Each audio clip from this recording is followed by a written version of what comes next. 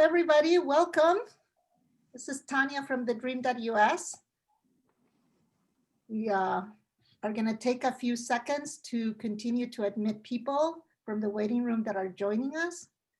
So we'll start in a few seconds.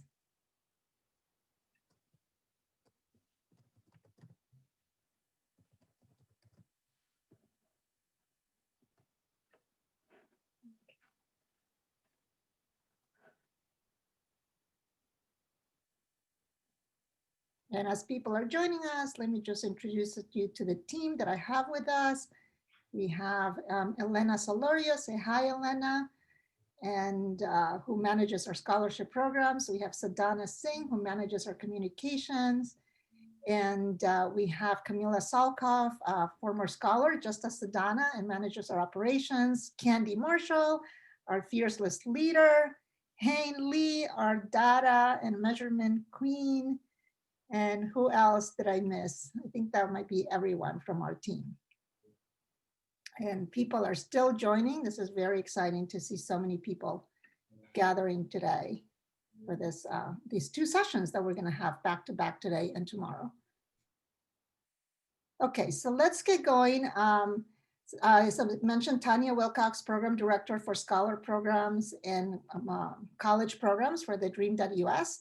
One of my latest roles at TheDream.Us was to figure out how can we best support our scholars as they're launching their careers. So I'm going to start sharing my screen, and I'm going to take myself off the video so that you can see the full presentation, and then I'll come back when we do a panel on video. So let me do that right now. Okay, and then here we go.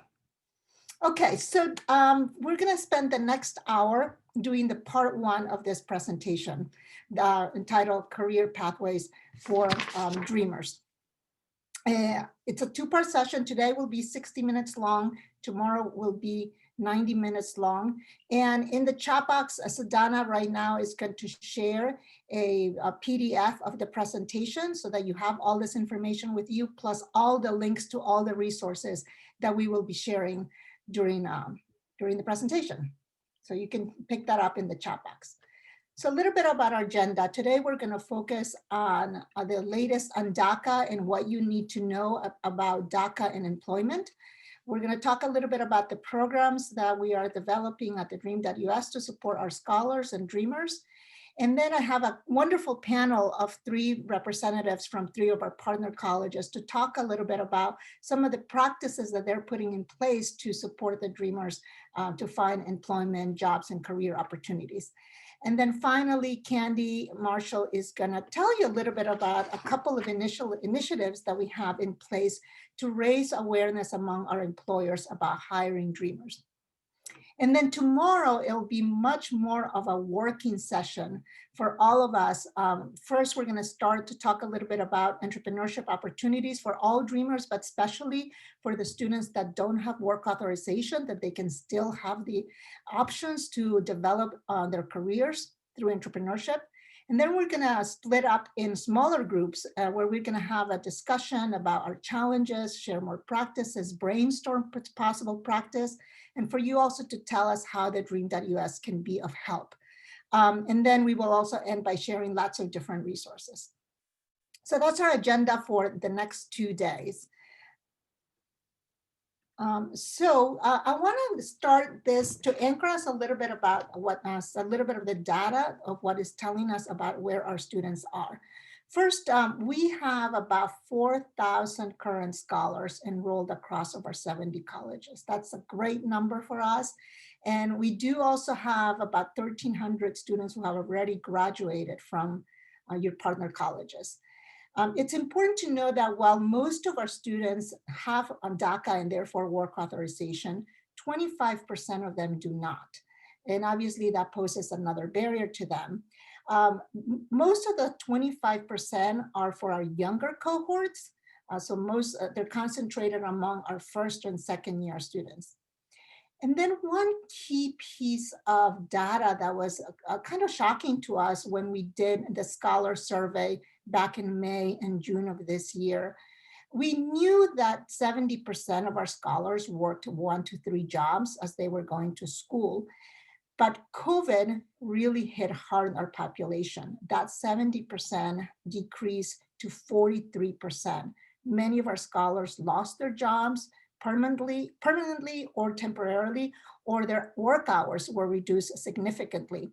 And that was back as of June. So it may be that that number is even lower today.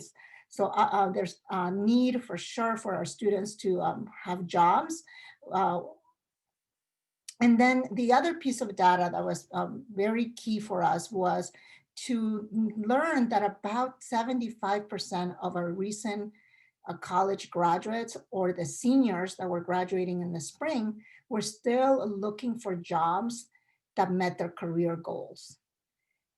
So that all of this information really gave us the impetus to start to develop more and work more on helping find our students job opportunities and develop their careers. So let's start a little bit about, talk about our the current state of DACA. So we know DACA still exists and that it's still renewable. Right now they can be renewed 1 year at a time. We know that there's some court decisions that have been made lately that say that the memo that was issued that where it said that the DACA can be renewed 1 year at a time might not have been done in a legal way, but that's going to go through the courts. So we don't know how what's going to happen. But we also know that President-elect Biden has committed to reinstate DACA. So come January 20th, hopefully DACA will be reinstated so that new applicants can apply, and then that DACA can be again renewable for 2 years.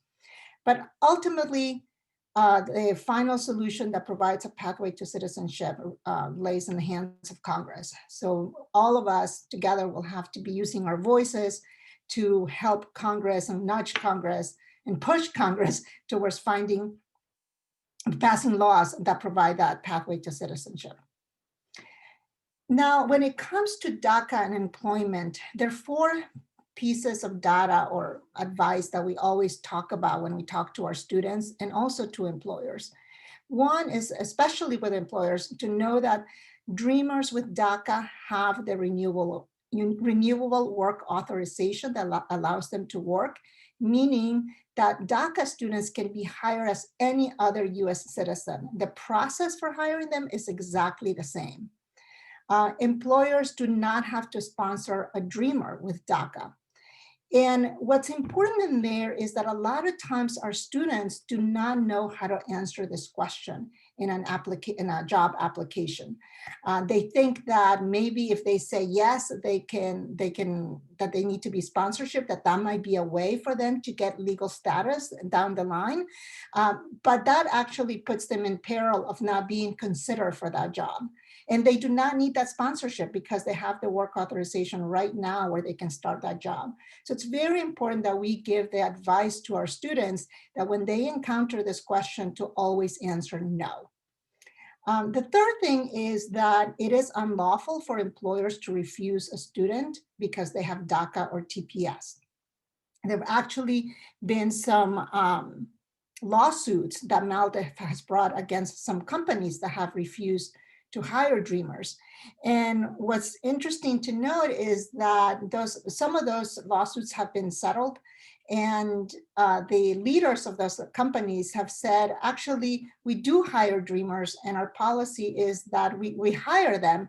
And maybe there's some confusion among our hiring managers or our recruiters that do not understand that we can hire dreamers. So it's important for that message also to go to scholars and employers.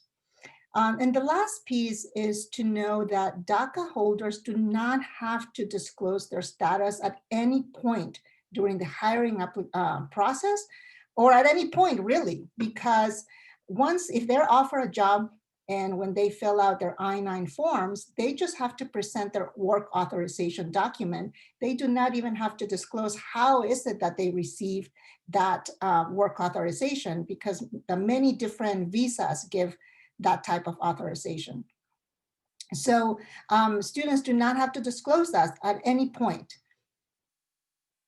Now, the question though is, should they disclose at all if they want to? So we have two of our former scholars, Donna, who's here, and my fourth, who are both working now, have been working for a couple of years now, and they have very different perspectives on disclosing their DACA status during a job interview. For Sadhana, she feels that, and I don't want to speak for you, Sadhana, but I'm going to share a little bit of what you've said, is that she feels that her immigration experience and journey is integral to the person that she is, and that it can contribute to the type of work that she does, which is in nonprofit and in education.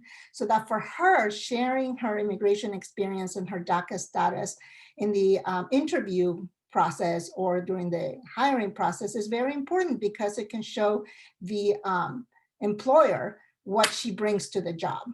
Whereas for my fourth, who is in the business world and does logistics and operations, he feels that he doesn't have to disclose, and he does not want to disclose his status at all. He doesn't feel that that's relevant to the job. And he also feels that it might even put him at a disadvantage. So here are two different perspectives. And the message is that dreamers, they need to make their own decision and use their own judgment to decide if they're going to disclose or not their status. So my four and Sadhana have put together this wonderful video that you can show your students about their thinking process on making that decision. Sadhana right now is sharing in the chat box the link so that you can grab that link, watch the video yourselves, and then share it with your students. A couple of other tools that we've put together for you, and again, these are being shared in the chat box, is we have a fact sheet that for students, and also a guide. And this goes over their employment rights, what to say and not to say, how to answer questions. So these are two tools, again, that you can share with your students about how to navigate the journey in their job applications. So now I want to talk a little bit about what TheDream.Us is doing to help our students and to work with you to support the students as they launch their careers. So we've been on this journey for about 1.5 years now, maybe 2 years, on trying to figure out what's the best way to support. And after trying several strategies or initiatives, I have to say we've learned a lot, but we're still in that journey of learning more. So for now, we've developed a strategy where we are going to really target the needs of this population. And the strategies are to work on career readiness. And that will have some focus on, obviously, undocumented students. For example, as part of the career readiness, we'll do some education on how to answer the sponsorship question, or how to get an ITIN, or why is an ITIN useful. So it's not just the career readiness that any student would get, but also with the particular focus of what undocumented students need in order to be career ready. The second part is help our students develop networks. We know that our student population does not have a lot of mentors or people around them from the industries that they want to enter. They just lack that mentorship. And just to share a quick story, we did a mentorship event with our students. We've been actually doing several of those, but at one of those, one of our students who said she had always wanted to be a lawyer. And at this event, she had the opportunity to meet and talk to a lawyer. And when she came back from that conversation, she shared with us that even though she had always wanted to be a lawyer, she had never talked to a lawyer before. And this was the first time that she was able to actually find someone that can answer her questions and who can mentor her. So that was incredibly powerful, and also showed us again how the value of mentoring for this student population. And the third piece is to develop and open up opportunities for internships and job placement and for entrepreneurship for our scholars. And so we've developed some partnerships to do that we will be telling you a little bit about that. We also developed one more tool, which is a pamphlet or a guide for launching your career. It's a guide that we are going to be sharing with our scholars. We have not shared it with them yet, but we will soon. And so Dana's putting that again in the chat box for you that you can grab.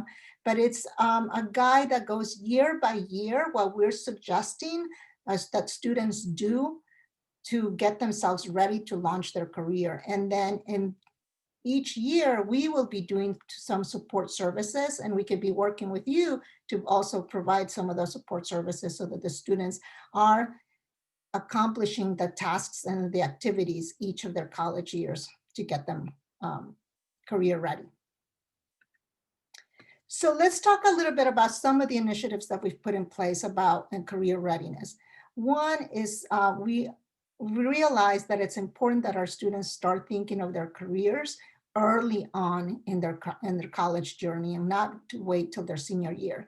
So one of the things that we asked our students to do, or giving them the opportunity to do, is to take an assessment test through UScience that measures their aptitudes and then connects the results of that aptitudes plus their interests to their potential majors and or their careers and demands.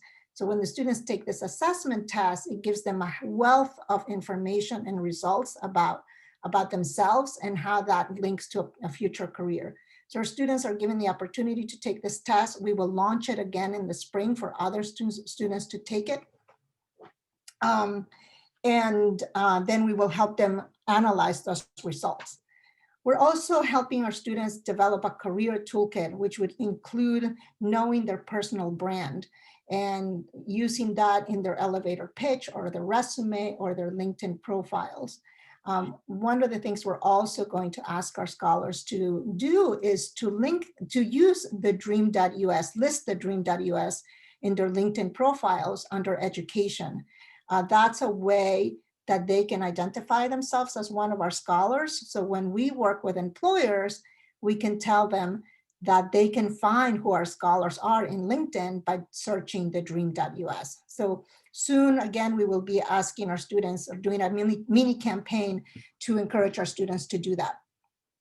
And then we're also going to be informing and teaching our students on how to leverage LinkedIn to network and to find jobs. We actually did a session led by a couple of our alumni on exactly on how to do this, along with a guest from LinkedIn. So we will continue to do that. And then networking is really about providing opportunities for our students to network.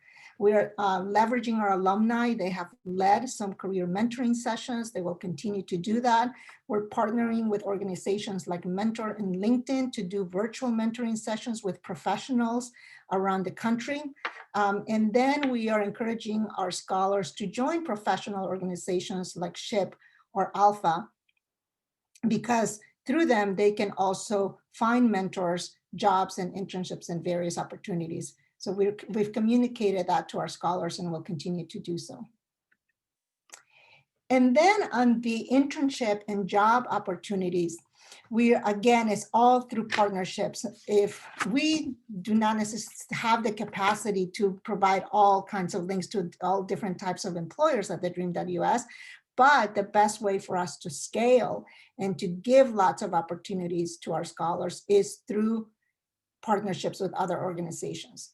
So one of them is Parker Dewey. Parker Dewey provides micro internships. They're short-term jobs. They've created a specific page for our students to sign up through Parker Dewey to start getting the internships, which are mostly in the business and corporate world.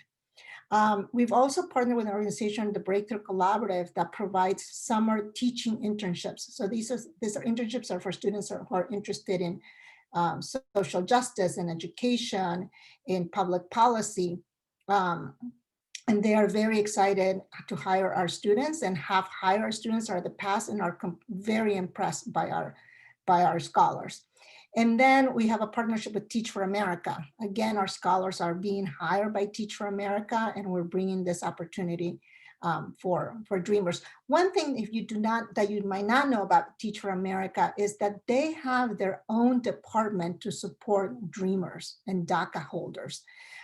So Teach for America will help them with DACA renewals, with advocacy, with any support systems that undocumented students might need as they work as teachers and educators. And they also help them pay for their master's degree in education. And then in order for our students to be matched with jobs with many different companies, we are working with 2 job placement organizations. UPRO is a nonprofit job placement organization that specifically focuses on opportunity youth. So our students can sign up to get career coaching from them and one-on-one career coaching from them. And then if the student has an interest in the background that might match a job opening that the UPRO has with one of their 50 employer companies, then there's an opportunity that a match might be found there. The other job placement organization we're working with is Avinica. This is a for-profit, and they have about 150 companies that they partner with. And again, students can sign up through a specific website for Avinica, TheDream.Us scholars. Again, they get some coaching, one-on-one coaching from the Avinica. And if there is a matched with one of their companies, they can present our scholar to that company. These are, I would say, new partnerships that we've launched in the past year or past few months. So we're testing them out to see how successful they will be. But they're very promising, and we know that some of our scholars are already taking advantage of these opportunities. So now I am going to turn it over to partner colleges, because we know partner colleges have already identified that this is a big need, and some of you have already started to put some practices in place. So I'm going to introduce 3 members from our group here to tell you a little bit about the practices that they're putting in place. So from Rutgers, New Brunswick, we have joining us Silvia Cordero, who is the career advisor at Rutgers and who is our career services liaison. We also have Gregor Miter, who's the director of Immigrant Services Program at MSU, our scholar advisor. And with him is joining the April Peterson, who is the career counselor and assistant of the Classroom to Career Hub at Metropolitan State. And she is also the career services liaison working with us at TheDream.Us.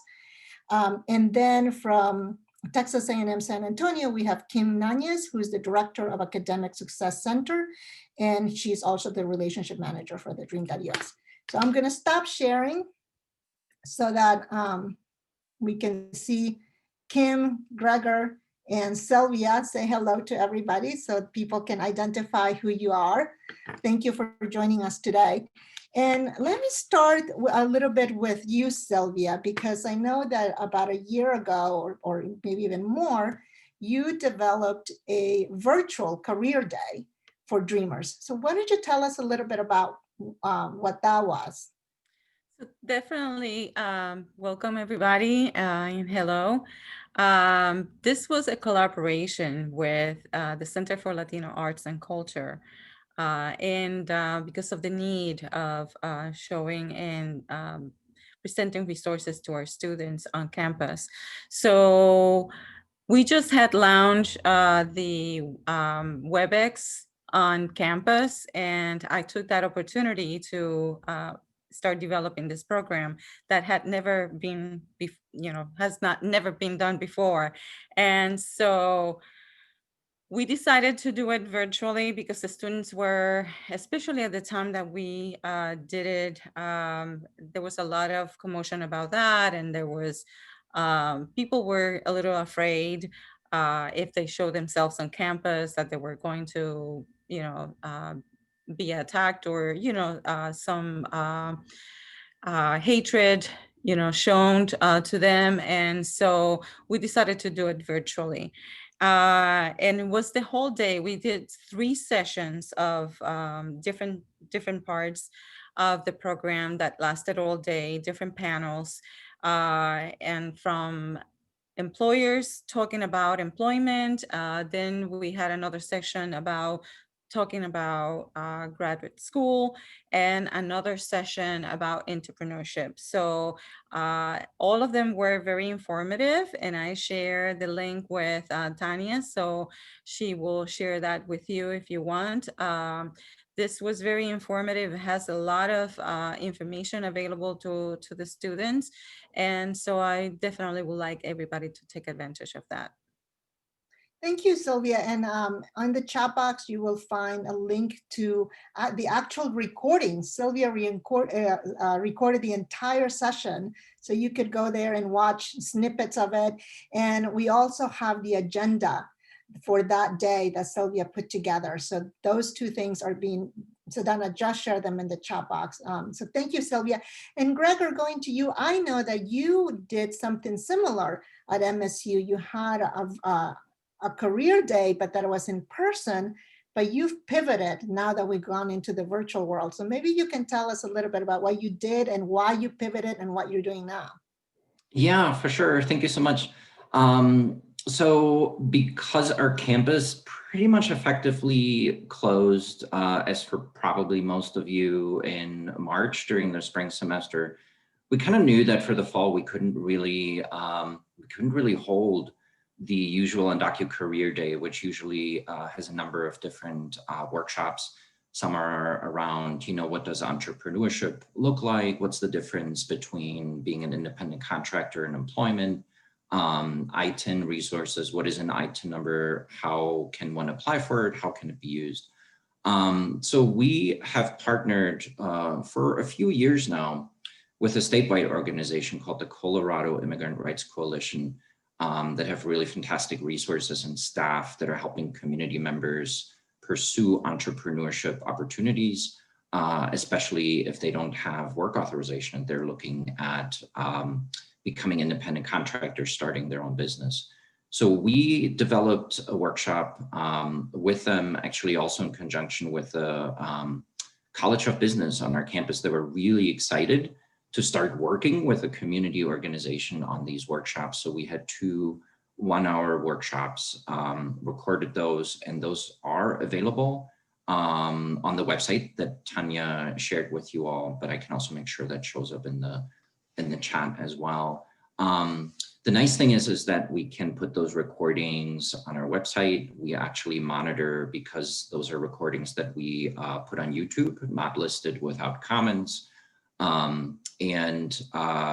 The nice thing is we kind of get some metrics about how many people are watching it, what's the effect of promoting things on social media in terms of having access to those resources. And Gregor, I also know that you've gone beyond doing these workshops at your school. You've developed a career guide that's specific for dreamers. You're also doing some employer education. So perhaps you or April can talk a little bit about those other practices. And before you do that, Sedana again has put the link to a web page that MSU has, where it outlines all these services that they've put together that are career related. So go ahead, Gregor or April. Yeah, sounds good. April, maybe I'll start talking about the Undocu Career Guide a little bit, and then I'll let you talk a little bit about what it looks like to engage employers around diversity and around hiring DACA individuals. So the Undocu Career Guide has been around for a few years at MSU Denver. It actually started with me coming across the UC Santa Barbara 4 or 5 page career guide, and I asked them if I could use that, post that on our website. They were very happy to share that resource. And I think that's something that characterizes this group as well, is the level of willingness to collaborate and to share resources. But at some point we realized there's so many specific pieces of information that are really relevant to our state, Colorado. So we developed the Undocu Career Guide. We actually update it probably 3-4 times per year, just as sort of information changes about professional licenses, for example, which we can certainly address later on. And it's now grown to, I want to say it's like 11 or 12 pages, because it really talks about things like disclosing your status, how to best talk with an employer about status, important reminders around immigration status being a protected class.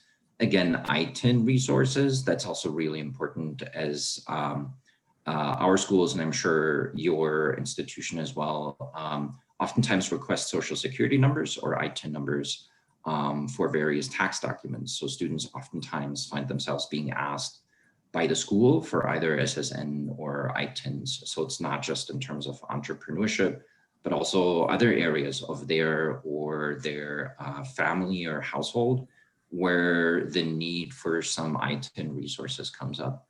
We also address items in the Undocu Career Guide, again, like what's the difference between employment, between independent contractorship. And we also think it's pretty important that in the Career Guide, we oftentimes refer to resources that my colleague April Peterson over in the Classroom to Career Hub has developed. So how to think about career development, how to think about finding a career. And the last thing I'll mention about the Undocu Career Guide, once word got out that we've developed this for Colorado, there were a lot of other even K through 12 institutions, other universities that became really interested. One of the things we did make sure is, again, that we work with on and off campus partners on getting their feedback. We also made sure that a lot of our DACA and undocumented students gave us feedback on that Undocu Career Guide, because we want to make sure the language is clear, and we want to make sure that some of those reminders in there are clear to students, are clear to family members that might see some of that information, and are also empowering students to make professional and career choices that they want to and should pursue. And with that, I'll hand it over to my colleague April Peterson to talk a little bit about what industry partnerships, for example, look like on our campus and how that figures into the support for DACA students. Thank you so much, Gregor. And thank you for having us today. At MSU Denver, Metropolitan State University of Denver, in the Classroom to Career Hub, we cover many of the steps that you had talked about.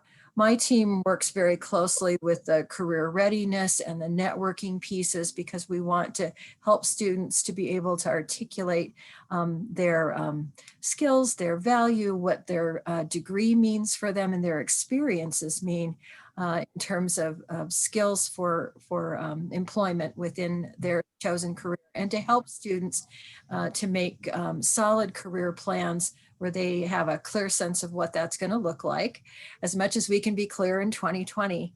So our services have all pivoted to virtual, as I know many of us here have had to pivot to virtual services. That also includes our connections with helping students to network within their professional area. So we have an alumni career network that's set up, and having a very diverse student population has meant that our alumni network is also very diverse and includes a number of DACA recipients and others that are allies to assist. So we are able to help students to connect in that way.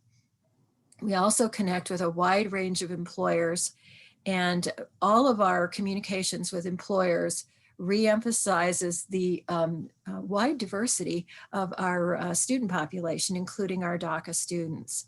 So there's clear communication within all of our all of our interactions with employer partners. Those employer partners are continuing to post positions, post internships, helping students to gain some experience, as well as that connection that can happen between the internship and employment. So we help to facilitate that process, whether the internship is for credit or for experience. We're also, of course, providing some fairs and employer interactions. Sometimes it's an information session with one employer, or fairs or diversity networking events that we're providing that have all gone virtual, and we've been able to support our DACA students through those events in a number of very strong companies. We have some of our partnerships include, there's lots of them, of course. Aero Electronics has been particularly helpful and a real strong partner in providing some career days for our students to go, our students of color and our DACA students to visit their campus where they actually go and visit. Someday that will be a visit in person again, but we also have strong relationships with those campus visits, both virtual and in person. Ball Aerospace is another big one, Schwab, some of our larger local banks and investment firms, as well as Teach for America and History Colorado and some of those. So Fortune 500 companies in the Denver area, we're finding that, at least 1 in 4 of those companies have been hiring DACA recipients. So that's, helpful as we move forward in setting up those connections for our students. Great, thank you, April. And we'll do questions in a little bit because I want to get Kim here, but there's a question waiting for you, April, that I'll go back to. Kim, I know you have done a couple of other very different but really good practices to help students. And why don't you tell us about the peer mentoring and the internships you've developed? Sure. So thank you for having me today. At A&M San Antonio, we went for a grant. It was an institutional grant, so we applied for it and we received seed money to start a peer mentoring program. So it's Dreamers Mentoring Dreamers. In Texas, we do have state work study, which is like federal work study, and we have state aid. And so we're able to pay our Dreamers with that as long as they have work authorization. So we have currently 4 mentors, and the whole program is focused around career exploration.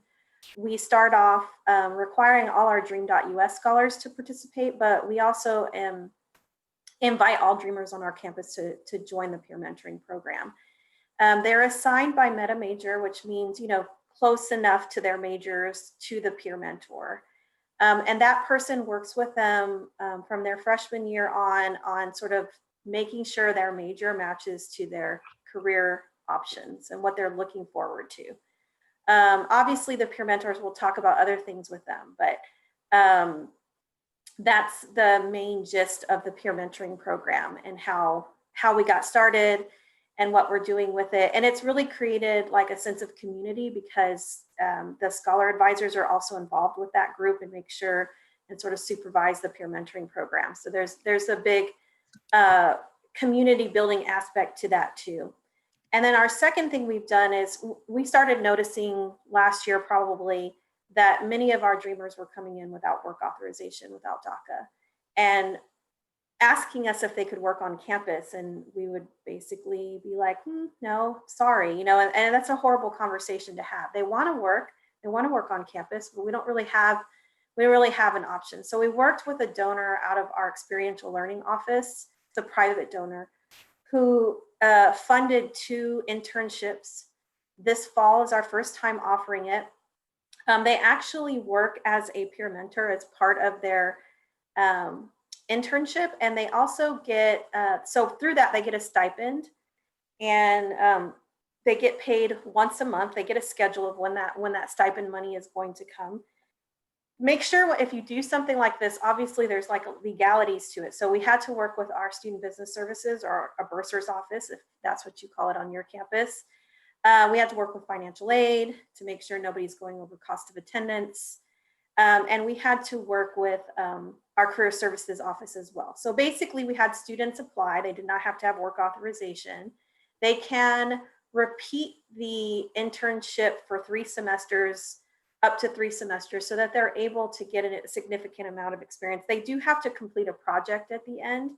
They have to complete 150 hours in a semester. So that's how we're sort of tracking whether or not they're keeping up with their with the internship. Thank you, Kim, for opening those opportunities to scholars that are, or to dreamers that have no work authorization. Certainly tomorrow I'll be talking a little bit more about fellowships and how colleges can start fellowships or internships like Kim is doing, and I'm going to share a resource that has information on how to do that. I'm going to spend a little bit of time now taking questions. Here's some questions for you, April. Where'd you go, April? There you are. Could you talk a little bit about how you do outreach to employers and talk about the information, the type of information that you give employers about DACA students? Do you do any education of them, of this population? We have a document prepared that we send them about that includes information about DACA. We certainly, in terms of diversity in general, do a lot of education with our employers. That's something that is front and center with our communications with employers.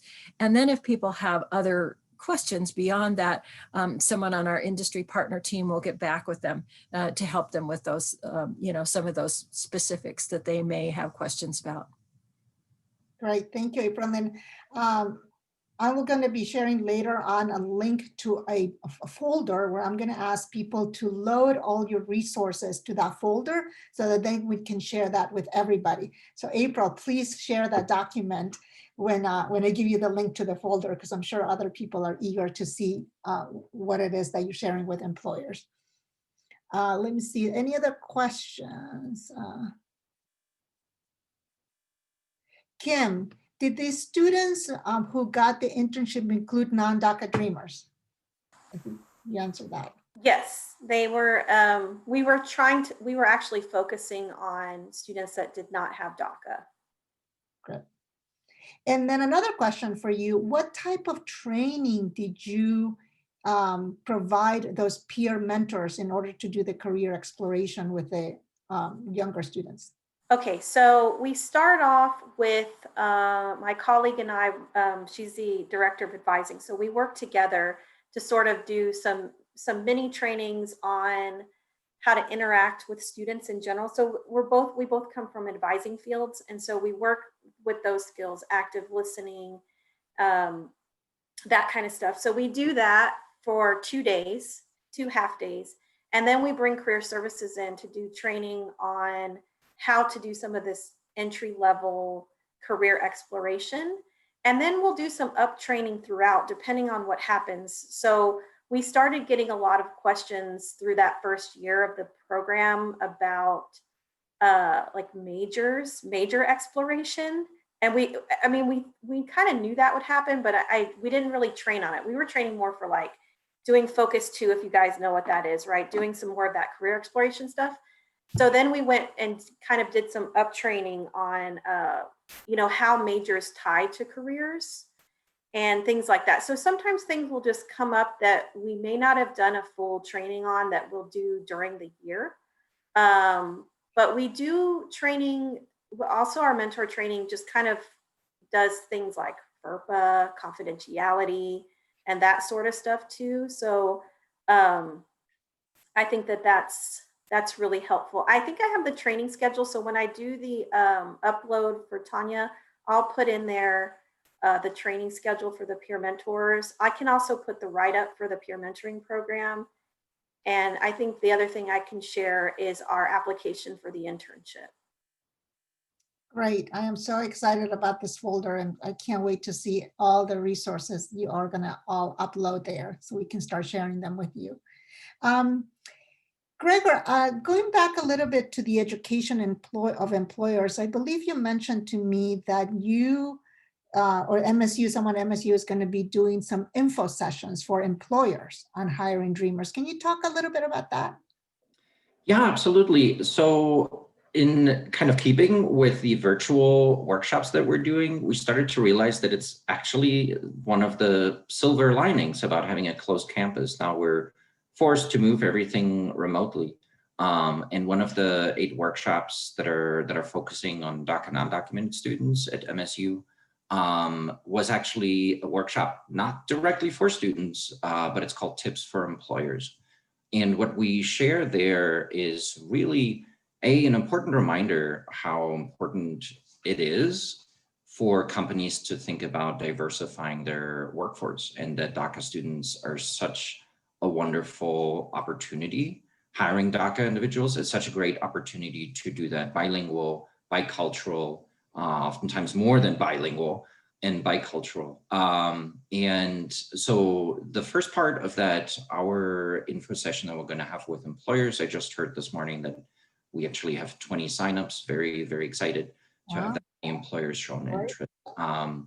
But then we also go over common myths, right? Like that Daca individuals do not require sponsorship. Just a quick review of what Daca is. And also trying to address a little bit the uncertainty that employers might feel around Daca status. They might be following the news.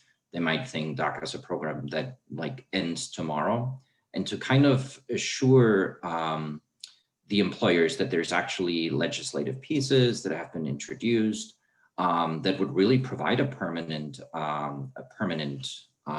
path to a stable immigration status. For a lot of the individuals they might be hiring now, and that might be thinking very fondly of an employer and show great loyalty of an employer that actually invests in them. Some of the other things we go over also is, let me actually pull it up so I don't forget, so recent updates, again, the American Dream and Promise Act, and also, sponsorship, and then also some of the items that we actually address in trainings that we do on campus and in the community around why, that question, why don't individuals with Daca apply for permanent residency? And to kind of show the complexity of the US immigration system, we find that oftentimes employers are actually interested in that as well. And actually are really hungry to learn a little bit more about how Daca fits into the larger system of pursuing specific immigration statuses. It'll be our first workshop, so we're going to see how it goes. We're going to assess very closely how employers feel about the workshop, if they got the information that they wanted covered. And we're also going to collect some questions in the front end, because certainly for me in a student support program, it's kind of a novel sort of endeavor to work a little bit more closely with employers and hear from them and provide them with information. So we'll see how it goes. Thank you, Gregor. And this is a great segue to Candy, who's going to talk a little bit more about how we're engaging employers. We're started doing similar education info sessions for our employers. So thank you, Sylvia and April and Kim and Gregor, for sharing everything that you're doing. I hope this is inspirational for others to do something similar on your campuses. And let me share my screen now for you, Candy, so you can do your piece. Good. And I'll just add, Gregor, I'm really eager to see what you're doing in your session, because I'm sure there's much we can learn. So let me jump in. We have been doing education sessions, not so much with individual employers as through associations that have employers as members. And to Tanya's earlier point, one, we just found that there's a lack of knowledge about employers' ability to hire people with Daca. And so one could go with what I call the stick, which is you could just go out to employers and say it's unlawful not to hire people with Daca, and you should beware. My approach is much different, and that is I think we should lead with the carrot. And the carrot is that this is a multicultural, often multilingual, talented group of college-educated students who bring to the workplace a resilience and determination that is really unparalleled. So that's what I want to focus on. We have in our world right now, filled with so much uncertainty and so much difficulty, a little bit of a silver lining. And I always want to look up in the sky when I say this to George Floyd, who lost his life. It was taken from him, to say, George, we want you to know that good things have happened as a result of the loss of your life. And one of those things is, even in a pandemic, employers are now realizing they must step up and address the issue of an equitable revitalization. NACE just published a figure just this week. 87% of employers have diversity recruiting as part of their strategy, a diversity recruiting strategy for their class of 2021. That is as high as it has been in 5 years, or I think maybe the second highest in 5 years. So it says to you, employers are really looking for this diverse talent. So now, Tanya, if you go to the next slide, what employers immediately come and say to us is, one, well, I'll say here, we've been trying to raise awareness. Let me back up here. Yeah, this slide is, I'll speak to this. So we are also doing employer education sessions. We also have created an employer fact sheet that's on our website. And my guess is Sadhana might be sharing the link to that in the chat. We will be posting on our website what is called a Key Influencers Toolkit. And this is not just for businesses. It very much could be used by colleges because universities and colleges are strong employers across this country. And it's trying to find what we'd like to do. This is not yet, the campaign is not launched. The toolkit exists to find key influencers in many different industries that would be willing to use their voice about the importance and what DACA employees bring to the workforce. And there are some who are doing this without this key influencers kit. Brad Smith, CEO president at Microsoft, has long been using his voice on this issue. Tim Cook, CEO with Apple, uses his voice on a regular basis. He has a blog where he blogs about it. He has written op-eds about it. So finding some of those industry leaders that will help use their voices and college leaders that would help use their voices. So now let's go to the next slide. What I was going to say is when I talk with people about this, I want to go with the carrot. And these are a couple quotes we have here about what employers are saying about their DACA employees. Now, when the Supreme Court case was heard, there was a brief that was filed by 128 businesses and associations talking about why DACA employees are important to their success. And you see some of the quotes of those here on the left. The quote I'll just draw you to here on this slide is Tim Cook's quote, because it's one that I think says it so beautifully. We did not hire dreamers out of kindness or charity. We did it because dreamers embody Apple's innovation strategy. And one of the things that we certainly, all of us, have learned about this population of students is their resilience. And I have watched over these last 7 years and so much difficulty, and I keep asking myself, when is there going to be something that's going to break their back, that will cause them to lose their spirit? And it just simply hasn't happened. And one of my realizations here in the last couple of months was from the moment that dreamers set foot in this country, they have been living a life of uncertainty. For them, it is the norm. This is how they navigate through the world, in uncertainty.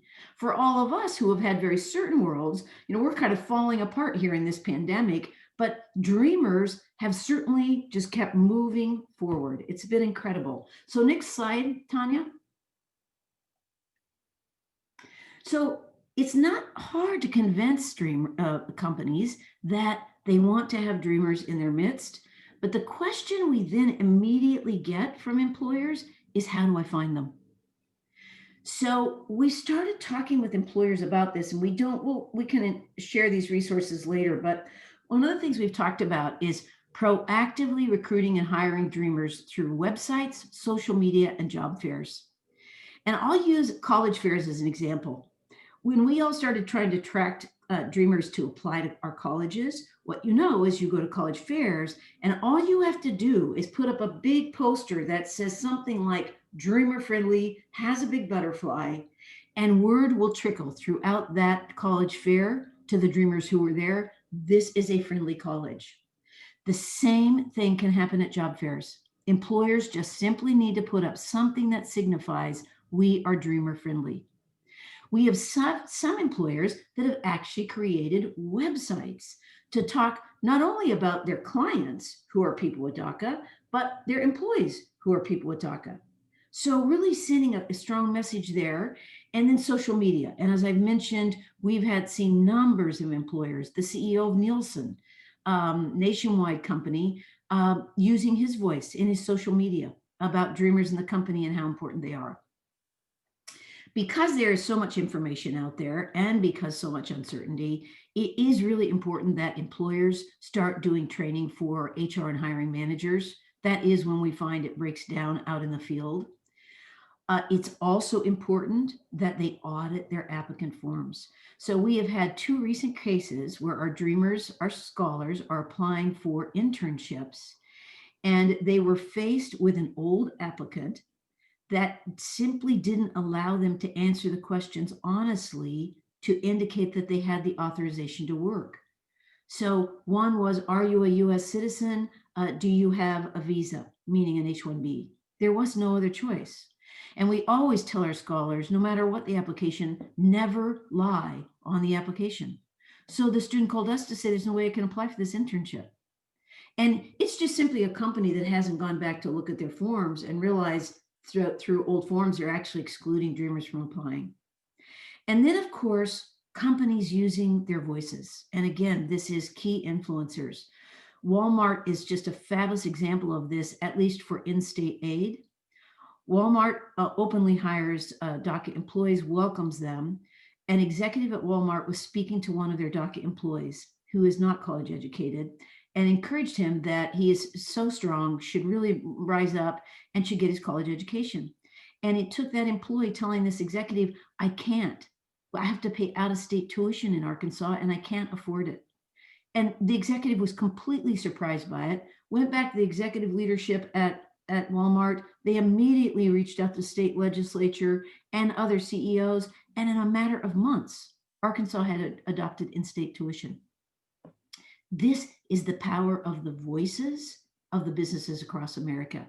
So just as they've used their voices to help us get in-state aid, state aid, this is how they can help us get Congress to act to make sure that dreamers have permanent protections, and companies want that because they need and want these multicultural, diverse, resilient workers in their companies. So I think that's it, Tanya. Is there one more slide? No, I think that's time for questions. Yes. And Gregor, I very much look forward to learning from what you're doing, because we can put our resources together and really help to educate employers. By the way, the toolkit I just mentioned is not yet on our website, but soon will be, and we'll make sure that you all have a link to it when it is. But what it is on our website is the PowerPoint that we've been using when we've done info sessions for not employers, but for employers. So you can go to our PC Hub on our website and look under effective practices. And under effective practices, actually, you will see all the resources that we've been sharing here today via all those links, and including the PowerPoint that we use to raise awareness among employers. And someone asked in the chat box about more data. If you go to that PowerPoint presentation on our hub, you will see that there's a slide there with more data for you. So to end today's session, we only have a couple of minutes. This is the link that where you can share your resources. So Dana has just put it on the chat, but you can also pick it up from the PowerPoint that she's been sharing. I ask to all of you to please upload any flyers, application forms, any grants that you've written, maybe the PowerPoint that Gregor you're using, agendas to virtual career fairs that you've done specifically for dreamers. The other thing I've listed in the PC Hub for you is all the companies that signed that amicus brief to support dreamers for the Supreme Court case. I have a document on the PC Hub listing all those companies, because we're assuming that these companies, since they were putting their name in this amicus brief, they would be dreamer-friendly companies, right? They're value dreamers. So it would be a good for you to have to see if those are companies that you can be doing outreach to. So please upload away in this in this folder and then go to our PC Hub. And I want to close today just by reminding all of us that the vast majority of Americans in this country support Dreamers and acknowledge the tremendous contributions that Dreamers can make to this country, and that they have grown up here and that this is their home. And not only do the vast majority of Americans do that, but as Candy's been talking about, also business leaders do. And this quote here by two different business leaders from kind of different political sides, if you will, show you that it's not it doesn't matter what political side you come or what business you lead, that company leaders really value Dreamers. So let's remember that as we advocate for Dreamers with employers and as we help them launch their careers. And then a reminder that for tomorrow's session, we'll join at the same time. Use the same link that you used today to join tomorrow's session, and that it's 90 minutes long, because that's going to be more of a working session. I'm going to spend a little bit of time at the beginning talking a little bit more about entrepreneurship opportunities and practices to help Dreamers become entrepreneurs. But the bulk of the meeting is going to be us breaking it into smaller groups to talk about our challenges, our practices, brainstorm new ideas, and then to share with each other all of that. So we'll see you tomorrow again at the same time. Please invite others. I will be sharing later today the recording from today, plus a PowerPoint, so that you can forward that to other people that were not able to join today, and they can watch that or look through the presentation, and then they can join us tomorrow. And with that, I'll say goodbye, and we'll see you in 23 hours or something like that. Thank you for being here today. Bye-bye, everyone. Bye all. Bye, everyone. Thank you.